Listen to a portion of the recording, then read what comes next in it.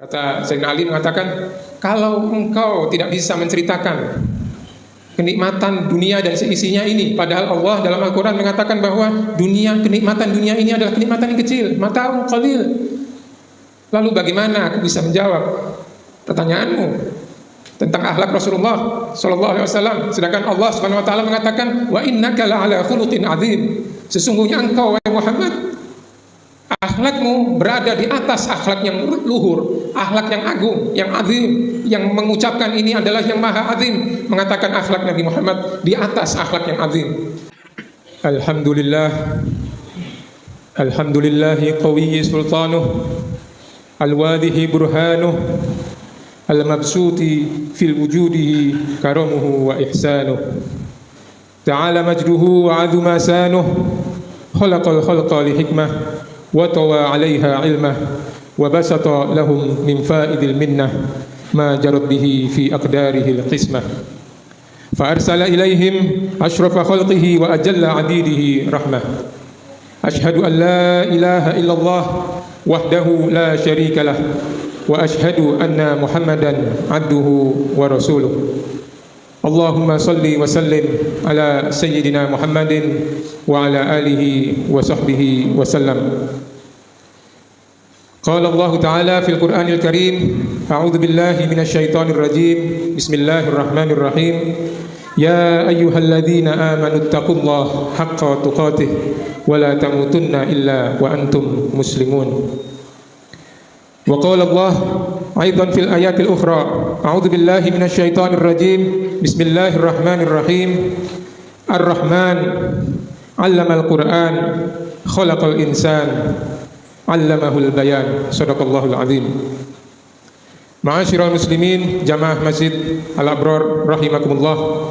Alhamdulillah, pertama-tama mari kita panjatkan puji syukur kita setinggi-tingginya hanya kepada Allah Subhanahu wa taala yang pada pagi hari ini di bulan Rabiul Awal, di bulan kelahiran Rasulullah sallallahu alaihi wasallam, kita masih diberikan kesempatan oleh Allah Subhanahu wa taala, masih diberikan taufik oleh Allah Subhanahu wa taala untuk bersama-sama berkumpul di tempat ini, di tempat yang mulia, di masjid ini, untuk bersama-sama kita mendekatkan diri kepada Allah melalui salah satu perintahnya untuk ibadah Jumat di masjid ini.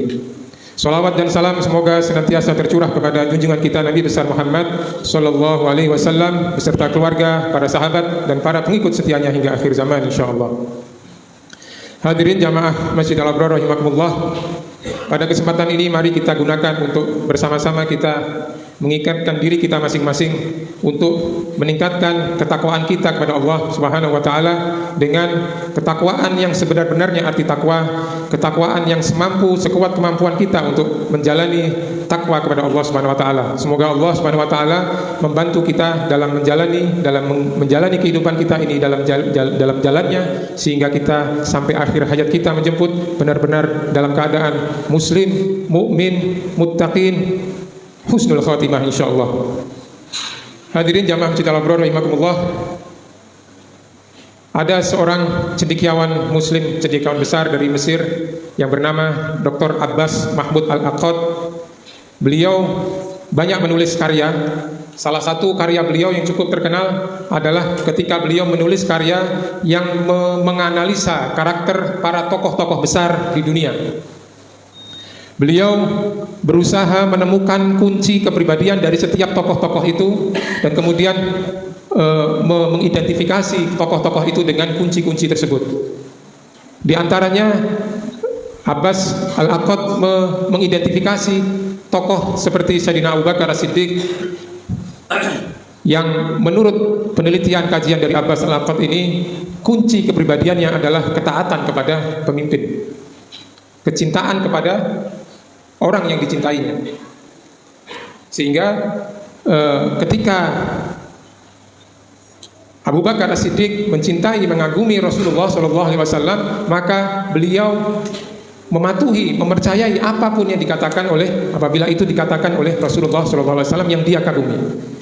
Jadi kunci kepribadian dari sahabat Abu Bakar As-Siddiq radhiyallahu an adalah kekaguman kepada tokoh. Ketika beliau mencintai, mengagumi Rasul, maka apapun yang dikatakan oleh Rasul, maka dia percayai. Seperti kita pernah sering dengar ketika banyak kaum Quraisy Mekah tidak mempercayai apa yang dikatakan Nabi ketika sepulang dari Mi'raj. Abu Bakar Siddiq mempercayai itu, karena yang mengatakan siapa? Mengatakan kekasihku Rasulullah SAW, maka aku percaya. Contoh yang lain, dalam buku itu Abbas juga menjelaskan kunci kepribadian dari sahabat yang lain, yaitu Sayyidina Umar bin Khattab, yang kuncinya itu adalah bahwa kepribadian Sayyidina Umar itu adalah seperti tentara, yang dimana kita mengetahui tentara itu selalu mematuhi apa kata pemimpinnya. Ketika pemimpinnya mengatakan A, maka tentara pasti akan mengatakan A juga, akan mengikuti itu. Sehingga perbedaan kepribadian dari Sayyidina Abu Bakar dengan Sayyidina Umar ini, kalau Sayyidina Abu Bakar menurut Abbas Al-Aqad ini kagum terhadap pribadi Rasulullah SAW, baru mengikuti apa yang disampaikan, sedangkan Sayyidina Umar mempercayai, mengikuti memahami apa yang disampaikan ajarannya, baru kemudian mematuhi pemimpinnya, dalam hal ini Rasulullah SAW. Dan demikian seterusnya. Abbas Al-Aqad ini mengurai, menemukan kunci-kunci kepribadian dari tokoh-tokoh besar dunia. Tapi Abbas tidak mampu, penanya tidak mampu untuk melanjutkan menulis kata-katanya, lisannya tidak bisa berkata-kata ketika berusaha memahami, menggali kunci kepribadian dari Rasulullah Sallallahu Alaihi Wasallam. Kata beliau, ketika aku masuk ke dalam suatu pintu, aku temukan lagi kunci yang lain. Ketika aku masuk ke pintu itu, aku temukan lagi kunci yang lain. Sungguh, aku tidak mampu untuk menjelaskan apa kunci kepribadian dari Rasulullah, manusia yang sempurna ini.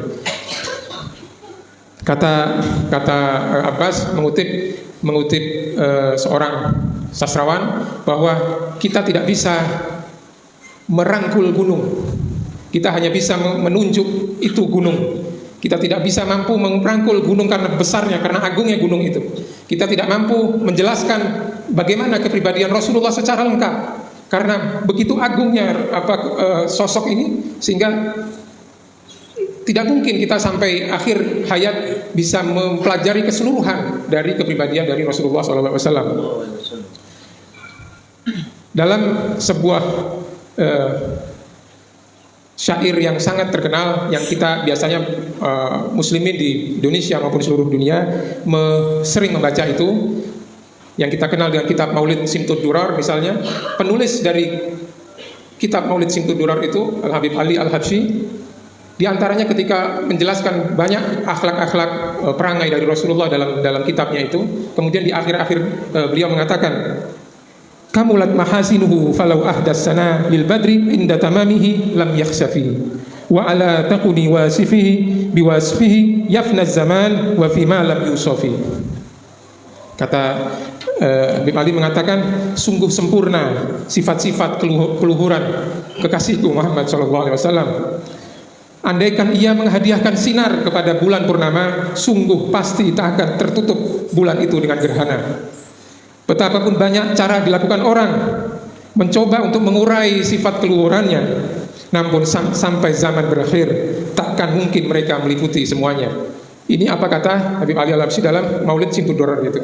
Kita ingat di zaman Nabi, setelah Nabi, sepeninggal Nabi, ada seseorang yang ingin mengenal, ingin mengetahui bagaimana sifat dan akhlak Nabi. Kemudian beliau ke Madinah dan menemui beberapa sahabat Nabi, sahabat dekat Nabi. Masing-masing sahabat itu tidak mampu menjelaskan, dan terakhir kemudian sahabat menunjuk kepada, kau tanya kepada Ali, menunjuk pada Sayyidina Ali bin Abi Thalib untuk menanyakan. Dia yang paling sering berkumpul dari kecil sampai Rasulullah meninggal di pangkuannya. Kemudian datanglah orang itu kepada Sayyidina Ali dan mengatakan, ceritakan kepadaku akhlak Nabi Muhammad SAW, karena aku belum pernah ketemu.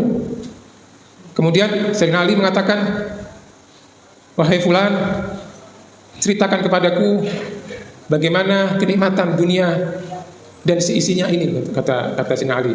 Ditanya begitu, si sahabat orang yang bertanya itu mengatakan, bagaimana mungkin aku bisa menceritakan kenikmatan dunia di seisinya ini, begitu besar, gak mungkin, kata orang ini. Kata Sayyidina Ali mengatakan, kalau engkau tidak bisa menceritakan kenikmatan dunia dan seisinya ini. Padahal Allah dalam Al-Quran mengatakan bahwa kenikmatan dunia ini adalah kenikmatan yang kecil, mata'un qalil.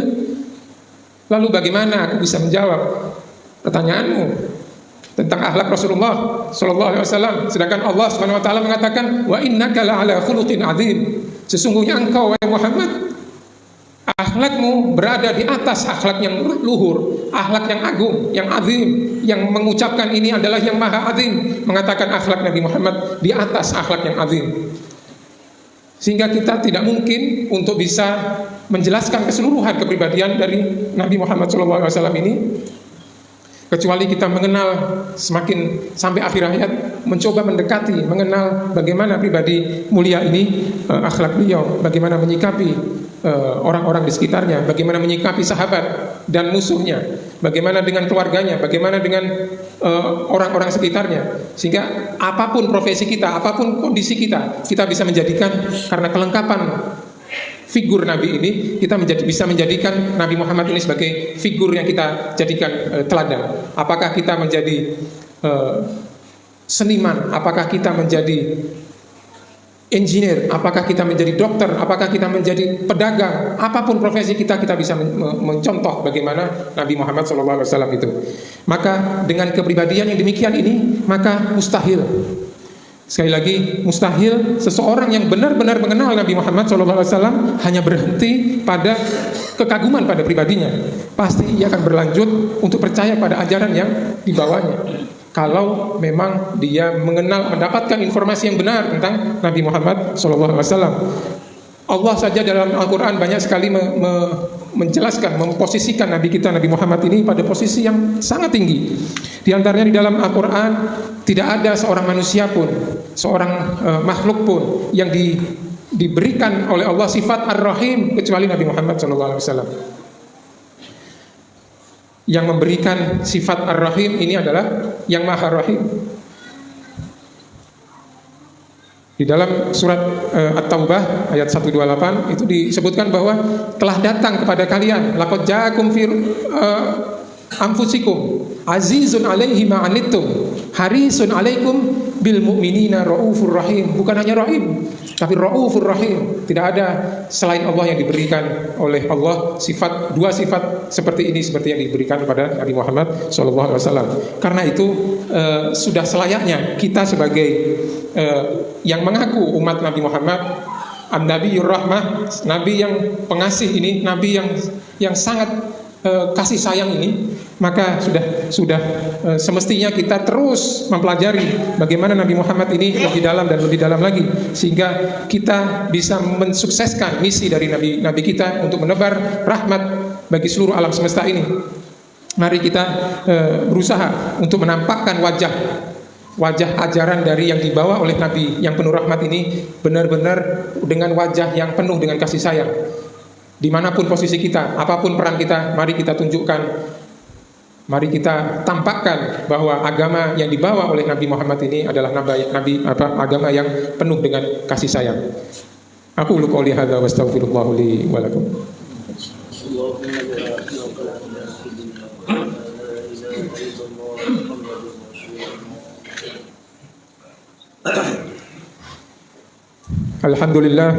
Alhamdulillahilladzi hadana li hadza wa ma kunna linahtadiya laula an hadana Allah. Laqad ja'at rusulu rabbina bil haqq wa nudu an tilkumul jannah uristumuha bima kuntum ta'malun. Ma'asyiral muslimin rahimakumullah, ittaqullah haqqa tuqatih wa la tamutunna illa wa antum muslimun. Mari kita tingkatkan terus ketakwaan kita kepada Allah. Mari kita terus mendalami, mempelajari agama yang dibawa oleh Nabi Muhammad SAW, yang merupakan adalah kenikmatan yang tertinggi yang diberikan Allah kepada kita semua. Sebagaimana ayat yang tadi di awal saya singgung, saya kutip, yaitu surat Ar-Rahman. Ar-Rahman 'allamal Qur'an, khalaqal insan, 'allamahul bayan. Ar-Rahman, siapakah Rahman itu? Siapa yang Maha Pengasih itu? Yaitu Dia yang mengajarkan kepada kita Al-Quran, yang menciptakan manusia dan mengajarkan Al-Bayan. Al-Bayan ini adalah Kalau menurut Habib Ali Al-Habsyi di dalam Maulid Simtud Durar itu, tanpa ragu Al-Bayan itu adalah Rasulullah Sallallahu Alaihi Wasallam. Jadi kenikmatan ini, wujud kasih sayang Allah ini, mari kita terus dekati. Karena dengan kita mendekati, meneladani Al-Quran, meneladani Rasulullah Al-Quran yang berjalan ini, maka rahmat Allah akan tercurah kepada kita semua. Mari kita sama-sama menutup khutbah ini dengan sama-sama kita menundukkan hati kita untuk berdoa kepada Allah Subhanahu wa taala. Semoga Allah Subhanahu wa taala mengampuni dosa-dosa kita, dosa-dosa orang tua kita, dosa-dosa orang terdekat kita, dan mencurahkan rahmat kasih sayangnya kepada kita semua. A'udzubillahi minasyaitonirrajim. Bismillahirrahmanirrahim. Innallaha wa malaikatahu yusholluna 'alan nabi ya ayyuhalladzina amanu shallu 'alaihi wa sallimu taslima. Allahumma salli ala Sayyidina Muhammad wa ala ali Sayyidina Muhammad. Ya Allah, Ya Allah yang maha pengasih lagi maha penyayang. Ya Allah, Engkaulah yang maha melihat dan Engkau juga yang maha mengetahui. Ya Allah, Ya Allah, Engkau yang menganugerahkan kami seorang insan yang termulia, Nabi kami, Nabi Muhammad SAW sebagai Rasul kami, sebagai penghulu pemimpin kami. Engkau juga yang sangat mengasihi dan menyayangi kasih-Mu itu, Nabi Muhammad SAW. Ampuni kami ya Rabb, jika kami tidak pernah benar-benar bersyukur kepadamu di atas karunia-Mu yang sangat bernilai ini. Engkaulah yang mengaruniakan Nabi Muhammad SAW kepada kami untuk mengajarkan kepada kami arti Islam, arti iman, arti ihsan. Ampuni kami ya Allah, jika selama ini kurang rasa cinta kami di hati kami kepada kekasih-Mu Nabi Muhammad SAW. Ya Allah, ampuni kami, maafkan kami ya Rabb, jika selama ini kami tidak pernah menghargai betapa cintanya Nabi Muhammad SAW kepada kami. Ya Allah, maafkan kami, ampuni kami jika selama ini kami tidak pernah tergetar apabila mendengar kisah perjuangan dan pengorbanan Nabi Muhammad SAW. Ya Allah, ampuni kami, maafkan kami ya Rabb, jika kami terlupa mengajarkan kepada anak-anak kami untuk mengenali dan mencintai Nabi Muhammad SAW. Ya Allah yang maha mendengar akan doa-doa kami hamba-Mu yang lemah ini bermohon kepadamu ya Rabb, agar Engkau lembutkan hati kami. Bantulah kami agar kami dapat berusaha dengan lebih gigih lagi untuk mengenali Nabi Muhammad SAW, kekasih-Mu yang agung. Bantulah kami untuk senantiasa mencintai dan meneladani Nabi Muhammad SAW. Suburkan rasa cinta kami kepada beliau sepanjang hidup kami. Jadikanlah kami, ahli keluarga kami, anak-anak kami, zuriat keturunan kami semuanya mencintai Nabi Muhammad SAW serta mampu menghidupkan sunnah-sunnah beliau di sepanjang kehidupan kami. Ya Allah, kami bermohon kepadamu agar Engkau bantu kami menjadi rantai menyambung perjuangan Nabi Muhammad SAW. Ya Allah, ya Rabb, lembutkan hati kami, berilah kesadaran dalam diri kami untuk menghayati, menghargai jasa pengorbanan dan perjuangan Nabi kami Muhammad SAW kepada kami. Duhai Allah yang maha pengampun, bangkitkan kami kelak bersama jamaah Nabi Muhammad SAW, bersama ahli keluarga baginda, bersama para sahabat baginda yang baginda sayangi, bersama para anbiya, syuhada, sholihin, bersama hamba-hamba-Mu yang Engkau cintai, bersama hamba-hamba-Mu yang mencintaimu. Ya Allah yang maha pengasih, hujamkan ke dalam hati kami kerinduan kepada Nabi Muhammad SAW, kerinduan untuk bertemu dengan baginda di surga-Mu nanti. Ya Allah, terimalah doa-doa kami ini ya Rabb. Bantulah kami ya Rabb, bantulah kami ya Allah, bantulah kami ya Arhamar Rahimin. Amin, amin ya Rabbal Alamin. Subhana rabbika rabbil izzati amma yasifun, wa salamun alal mursalin, walhamdulillahi rabbil alamin. Aqimis salat.